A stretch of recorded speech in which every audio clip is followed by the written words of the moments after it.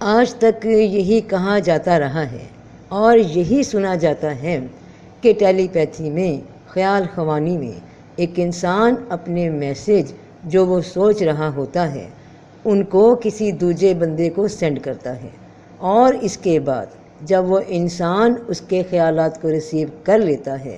تو پھر جس نے خیال سینڈ کیے ہوتے ہیں وہ جو بھی اپنے مائنڈ کے ذریعے سینڈ کرتا ہے، جو بھی اسے کرنے کا کہے گا وہ ویسا ہی کرے گا۔ یعنی ہم کچھ ورڈز، کچھ جملے، کوئی بات خیال کی شکل میں دوسرے کو بھیجتے ہیں ٹیلی پیتھی میں، مگر اصل بات یہ نہیں ہے کہ ہم ورڈز یا الفاظ کے ذریعے دوسرے کے مائنڈ تک پہنچتے ہیں۔ جیسے کہ مثال کے طور پہ ہم آج تک یہی سمجھتے ہیں کہ کسی فلاں کا تصور کر کے میں اپنے دماغ میں دہراتی جاؤں گی کہ اب تم مجھے کال کرو گے، درویش مرزوق کو ابھی کال آئے گی، فلاں بندے کو ابھی اس کی کال آئے گی، تم کھانا نہیں کھاؤ گے، تم جہاں ہو بس وہیں بیٹھے رہو، بس تم یہاں سے نہیں اٹھو گے، تم کہیں نہیں جا رہے، وغیرہ وغیرہ۔ یعنی میں اپنے مائنڈ میں جو الفاظ سوچ رہی ہوں وہ میں اسی طرح الفاظ کی شکل میں کسی تصور کے سامنے، اپنی سوچ کے سامنے بار بار دہراؤں گی تو وہ اثر کرتی ہیں۔ ایسا نہیں ہے ٹیلی پیتھی میں۔ یہاں خیال کیسے سینڈ ہوتے ہیں اس کو سمجھنے کے لیے اب ذرا اپنے خیالات کو سمجھیے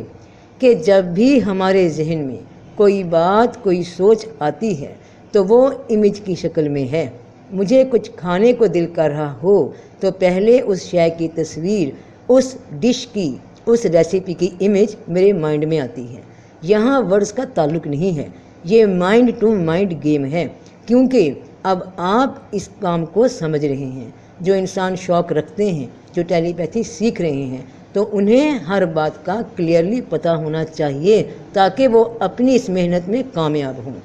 تو آپ نے جب کوئی خیال کسی پرسن کو سینڈ کرنا ہے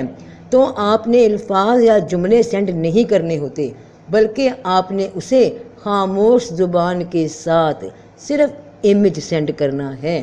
جو امیج آپ کے مائنڈ میں آ رہا ہو۔ کوئی ورڈ نہیں دہراتے اس میں، جیسے کہ عام طور پہ یہ تاثر دیا گیا ہے کہ بار بار ہم میسج کو بول بول کے دہرا رہے ہیں،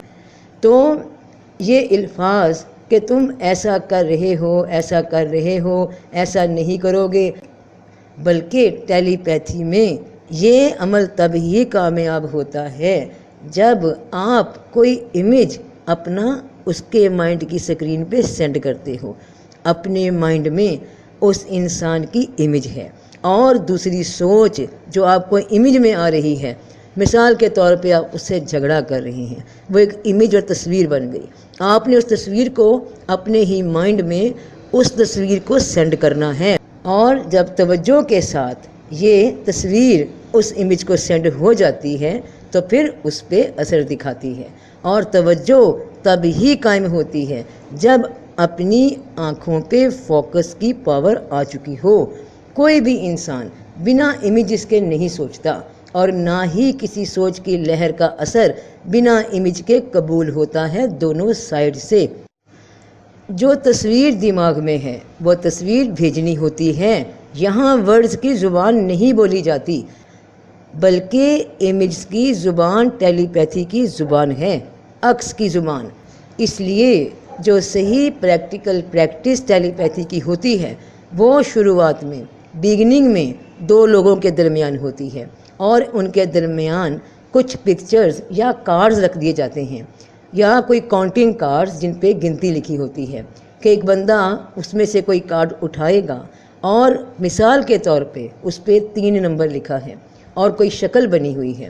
تو وہ اسی نمبر کو اپنے مائنڈ میں دیکھتا ہے، اور پھر اپنے مائنڈ کے اندر ہی وہ اپنے دوسرے انسان کو جو کہ ساتھ ٹیلی پیتھی کی پریکٹس کر رہا ہے وہ امیج مائنڈ میں بھیجتا ہے، اپنے کارڈ کے نمبر کا تصور بھیجتا ہے، وہ امیج اس کو بھیج رہا ہے۔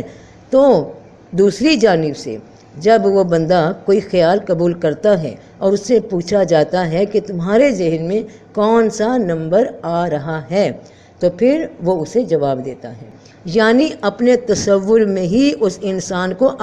اور جواب میں جتنا توجہ سے اس نے یہ سوچ سینڈ کی اسے دوسری جانب سے پوچھنے پہ صحیح بتایا جائے گا کہ میں 3 نمبر کے بارے میں سوچ رہا ہوں۔ سوچ یہاں سے ابھی تصویر کی شکل میں پہنچی اور وہاں بھی تصویر کی شکل میں ریسیو کی گئی۔ یہاں ورڈز کا تعلق نہیں ہے، ورڈز زبان سے ادا ہوتے ہیں، مگر خیالوں کی زبان، یہ تصور کی زبان، یہ امیجز کی زبان ٹیلی پیتھی کی زبان ہے، یہاں ورڈز کا تعلق نہیں ہے۔ جزاک اللہ۔